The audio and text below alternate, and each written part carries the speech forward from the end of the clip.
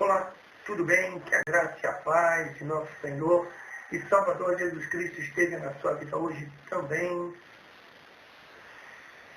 Nós verdadeiramente podemos dizer que participamos do mesmo cálice de Jesus Cristo.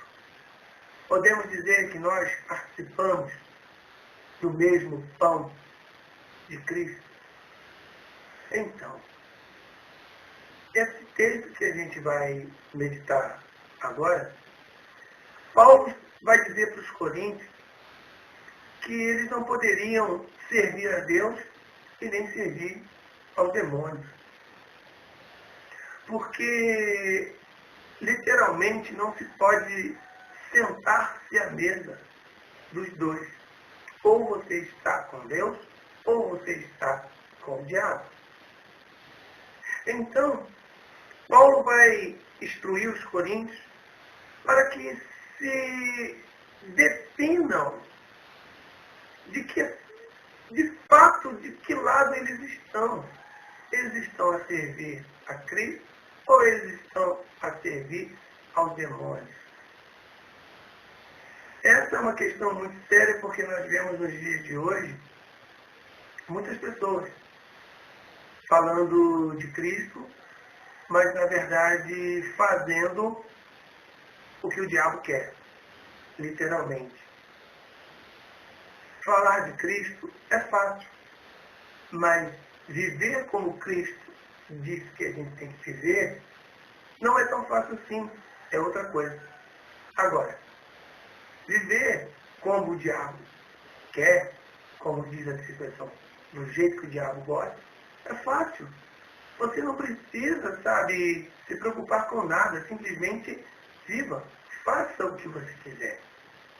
E aí você vai, até um certo ponto, se sentir feliz, satisfeito, porque você vai se sentir livre, mas depois vai descobrir, depois de um certo tempo, vai descobrir que você não foi livre em nada. Porque você estava comendo, era na mesa dos demônios. Ou seja, fazendo aquilo que eles queriam e, na verdade, comendo na mão deles, não na mesa. É uma coisa que Cristo não quer que a gente faça, porque se nós somos de Deus, nós temos que nos sentarmos na mesa de Deus, para comer a comida de Deus, o pão de Deus. Então, vamos ao texto, eu separei um trecho desse texto, para a gente analisar ele. Está lá assim, 1 Coríntios capítulo 10, que trata a respeito da idolatria e o culto de demônios.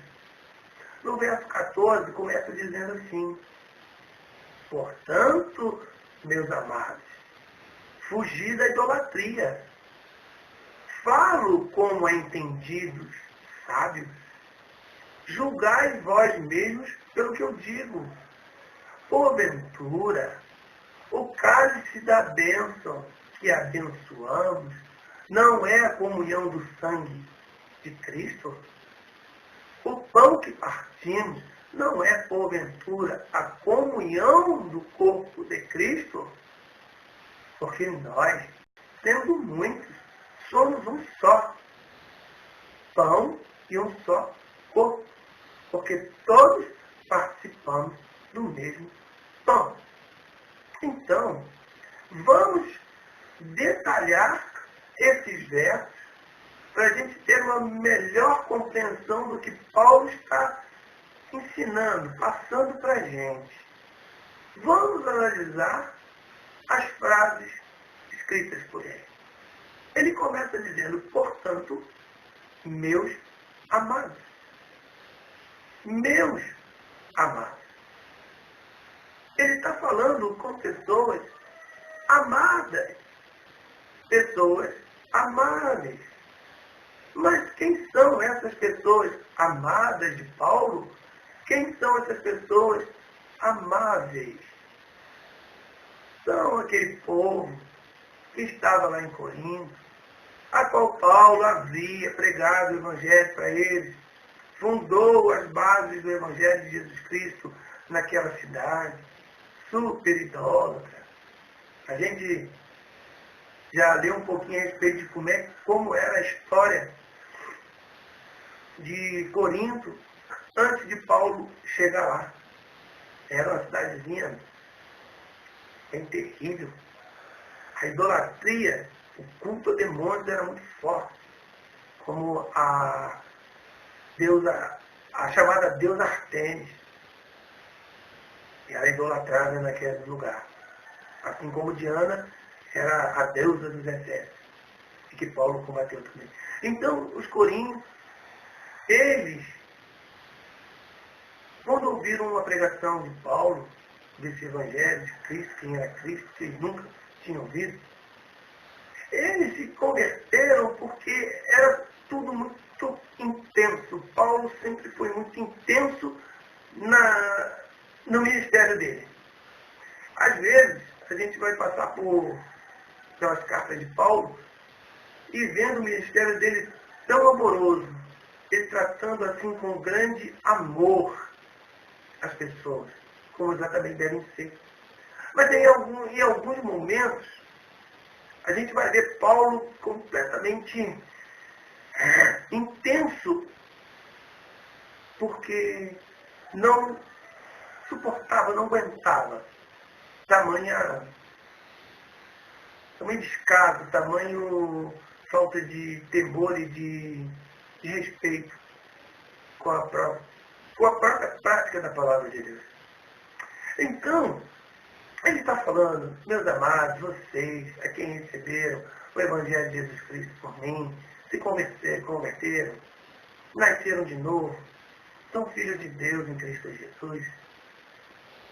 Julguem, avaliem, vejam por vocês mesmos o que eu estou dizendo.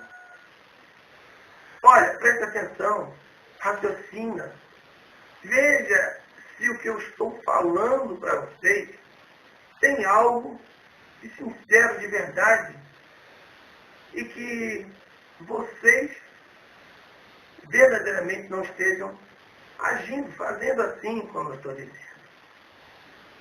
O que Paulo diz? Porventura, por acaso, o cálice de bênção. Que cálice de bênção é esse, Paulo? Será que você chegou lá com uma taça, um cálice, e ofereceu assim, dizendo, olha pessoal, beba isso aqui, porque esse cálice aqui está cheio da bênção da palavra, da bênção de Deus. Se você beber esse cálice aqui, você vai ser abençoado. Será que foi isso que Paulo ensinou aos Coríntios? Não. Paulo não está falando essa coisa dessa maneira, ele está falando de uma forma figurativa. Cálice da bênção. Ele quis fazer uma associação com aquele momento em que Jesus pegou o cálice na última ceia com seus discípulos e disse, e abençoou, levantando ao céu e abençoou, e tendo dado graças ao Pai, abençoou aquele cálice e disse, bebam, porque este vinho é o meu sangue da nova aliança. Então, Paulo está fazendo uma simbologia com esse cálice da bênção. E o que representava o cálice da bênção de Jesus dando para aqueles discípulos? Se ele disse que o cálice é o sangue dele da nova aliança, que eles deviam beber. Por acaso agora Jesus está incentivando a gente a beber sangue. Não, quem faz saída de sangue é o pessoal do outro lado. A gente não tem essa prática, não. O sangue da nova aliança é essa doutrina. O sangue de Jesus foi derramado naquela cruz para instituir uma nova doutrina, uma nova forma de se viver, diferente das que se vivia antes. Agora, com doutrinas claras. E qual é a doutrina máxima de Deus? Deus é amor. Então, o maior de todos os mandamentos é amar a Deus sobre todas as coisas e o teu próximo como a ti mesmo. Jesus, quando foi perguntado por um escriba qual era o maior mandamento, essa foi a resposta. Então, aquele cálice que Jesus estava erguendo ao céu, apresentando ao Pai e abençoando, depois de ter dado graças, partiu entre eles, bebam, porque vocês agora vão receber a minha doutrina de amor, a minha doutrina de verdade, a minha doutrina que levará salvação a muitos. Então, peraí, Paulo está dizendo, porventura, o cálice da bênção que abençoamos, não é a comunhão do sangue de Cristo?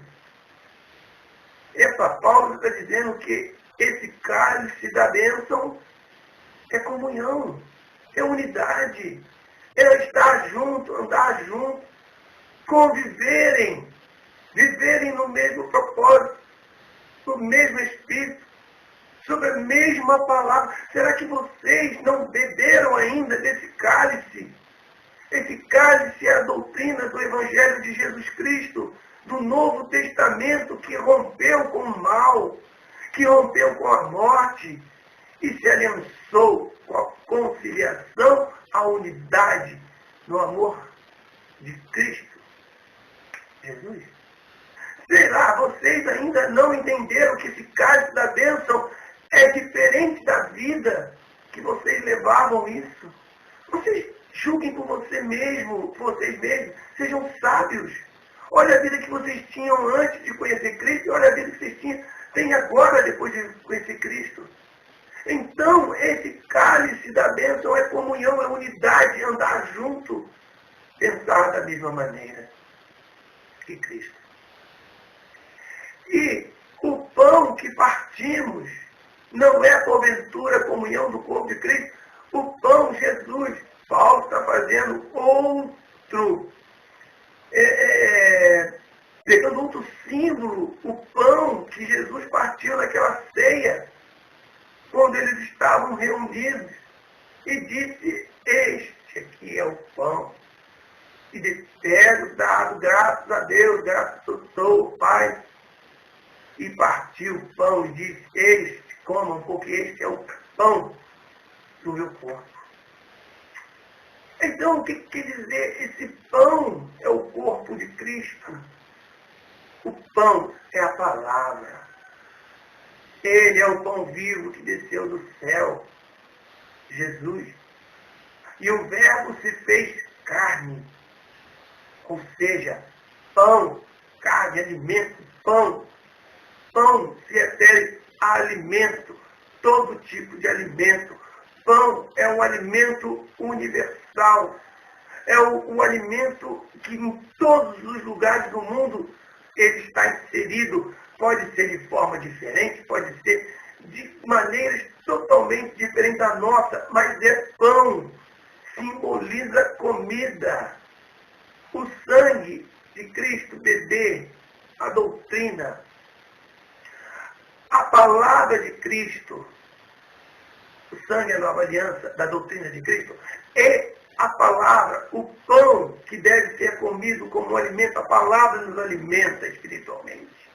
Então vocês não têm se alimentado do pão do corpo de Cristo. Jesus disse que aquele que não come do corpo dele, da carne dele, não tem parte com ele. Foi até questionado por isso.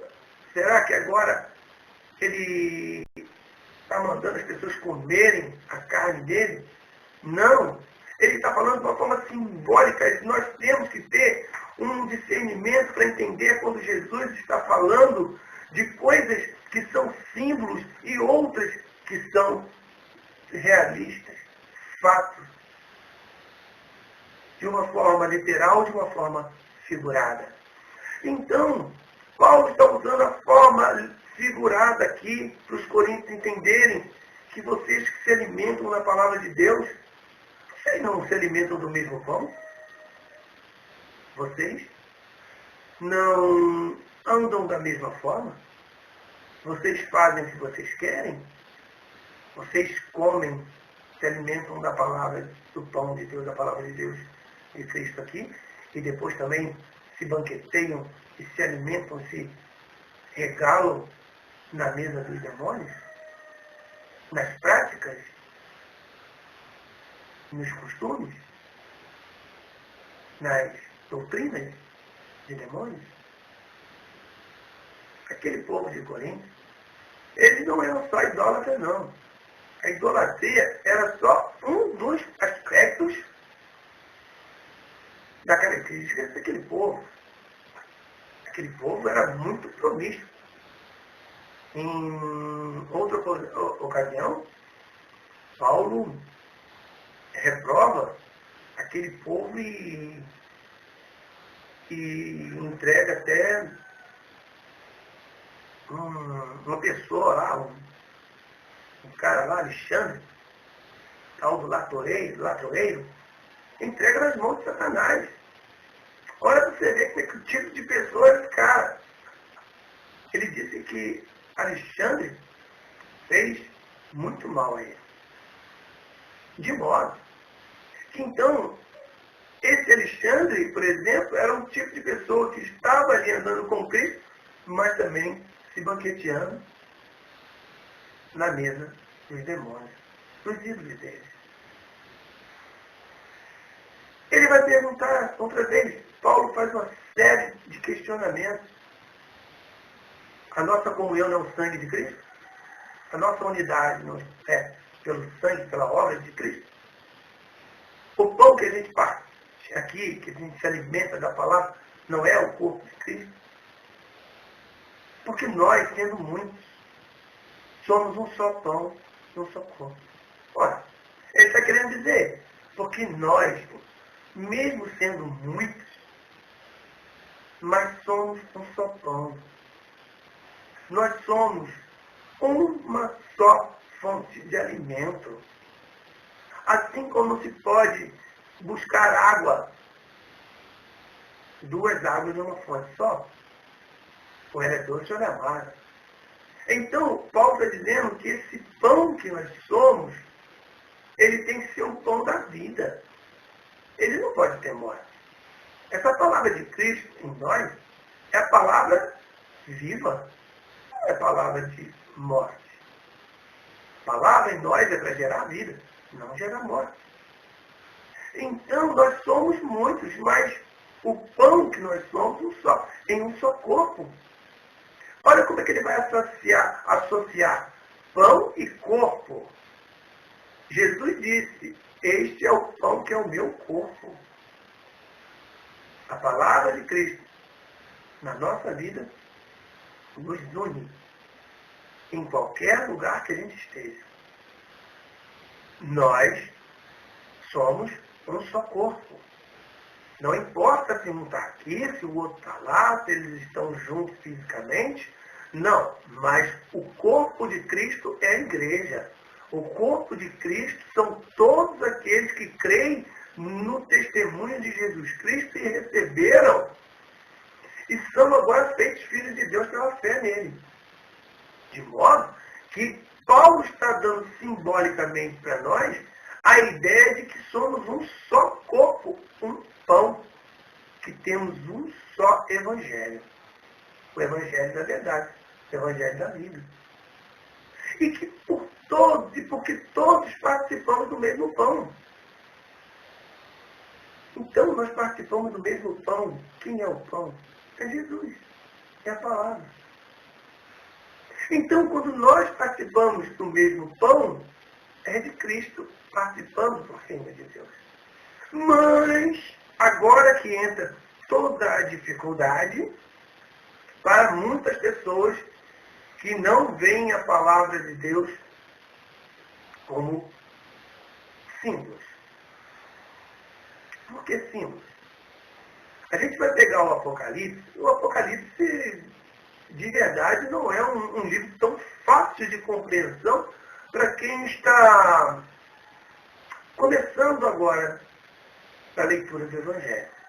Porque o livro do Apocalipse, por exemplo, ele tem muita simbologia, muitos símbolos. Por exemplo, ele vai dizer lá, a besta que tem 10 cabeças, 7 chifres. O que é isso? Você vai conseguir entender com mais propriedade esse símbolo quem tiver um conhecimento maior de toda a Escritura. Por exemplo, o dragão. Quem é o dragão? A figura do dragão. O Apocalipse vai dizer que é a antiga serpente. Então a antiga serpente vai te levar lá para o Gênesis. a serpente tentou Eva, que era o animal mais astuto do campo. Então, esses símbolos, quando as pessoas não entendem, eles tendem a literalizar as palavras. Ou seja, levar ao pé da letra o que está escrito sem o entendimento. Por exemplo, se a gente lê esse texto aqui, como está aqui, porventura o cálice da bênção que abençoamos, né, a comunhão do sangue de Cristo, o cálice da bênção é aquele que Jesus, na ceia, deu vinho. E essa não é a prática que se faz nas denominações evangélicas e até na católica. O padre também lá, ele não usa essa simbologia no cálice onde ele bebe o vinho e reparte a hóstia como simbolicamente um pão. Na igreja evangélica eles não dão o cálicezinho de suco de uva com um pedacinho de pão para as pessoas participarem da Santa Ceia. Isso é a forma literal de interpretar o texto. Mas Paulo não está falando dessa forma. Paulo não está dizendo, olha, mas por que você não divide o seu pãozinho e o seu cálice com o seu próprio, seu irmão? Não, ele não está dizendo isso. Ele está dizendo que esse cálice da bênção que abençoamos é aquilo que Jesus nos ordenou e ensinou. Então, se nós não fizermos aquilo que está escrito aqui, para que a gente entenda, nós vamos ritualizar as palavras. E sabe o que isso vai adiantar na nossa vida? Nada.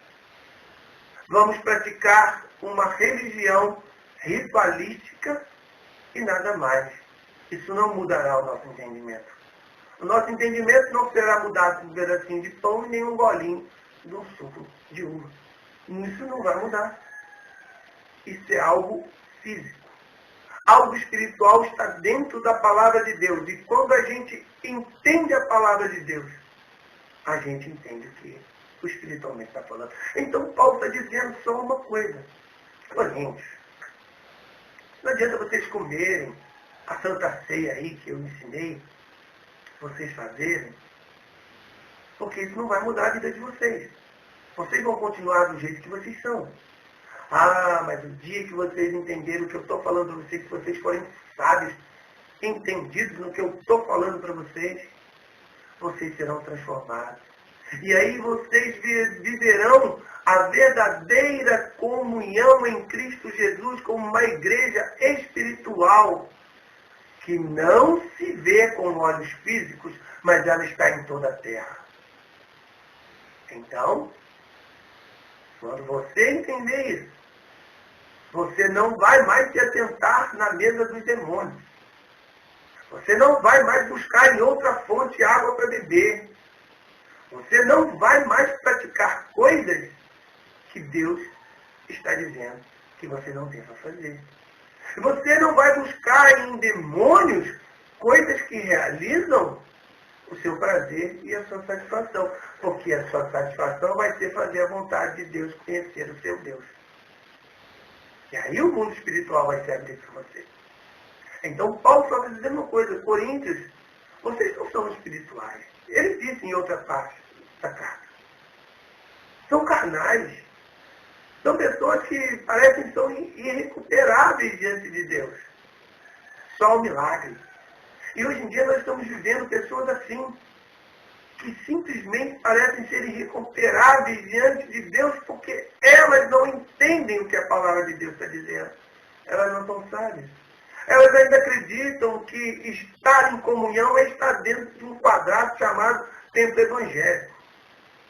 Elas acreditam ainda que essa santa ceia que eles praticam todos os meses, isso é a vontade de Deus, foi assim que Deus falou. E que Paulo ainda confirmou, não é. Porque quanto tempo você está frequentando esses lugares e você toma isso, come isso, e a sua vida não mudou até hoje? E você tem até medo de você não fazer isso. Se você não fizer, está arriscado a perder a sua salvação. Isso não existe. Então, Paulo estava muito surpreso com o procedimento dos coríntios. Como hoje nós estamos muito surpresos de muitos irmãos nossos não saberem nem o que é igreja do Senhor Jesus. Como nós estamos surpresos em ver que pessoas não conhecem a graça de Cristo. Não se sentem salvas nem frequentando esses lugares. Talvez essas pessoas não se sintam salvas frequentando esses lugares, porque realmente esses lugares são incapazes de salvar ou dar a sensação de salvação para quem quer que seja. Porque salvação está em Cristo Jesus. Salvação está na palavra dele. Salvação está no conhecer e saber de Deus. Está no praticar a palavra de Cristo. Isso é salvação. Porque salvação nada mais é, meus amigos e irmãos, do que ajuda e socorro de Deus. Ajudado, ser salvo é ser ajudado por Deus, socorrido por Deus, livrado por Deus. Isso é salvação. Quando eu digo que Cristo me salvou, foi porque Ele me ajudou naquele momento mais difícil da minha vida, que eu não iria escapar. Ele me salvou, Ele me ajudou, Ele me socorreu, Ele me livrou. Mas ainda haverá a salvação eterna.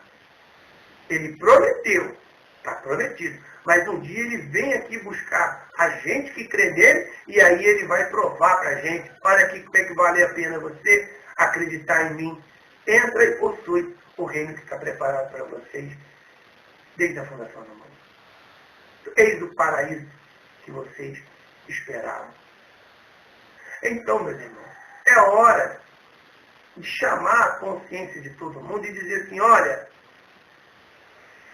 temos que entender o que a palavra de Deus está dizendo, porque se a gente não entender, a gente vai ficar brincando de ser crente, vai ser brincando de ser cristão, e a nossa vida não vai até lugar nenhum, estacionado como um carro, parado até que chegue o dia de alguém entrar, ligar ele e sair, porque do contrário ele está parado. Então, deixamos agora de ser bobos na fé, sem conhecimento na fé da palavra de Cristo, para ficar ainda buscando em lugares que na verdade são mesas de Satanás, de demônios, não de Deus, porque o banquete de Deus é a revelação de sabedoria e do conhecimento dele. Em nome de Jesus, obrigado por tudo, glória a Deus, Pai. Aleluia.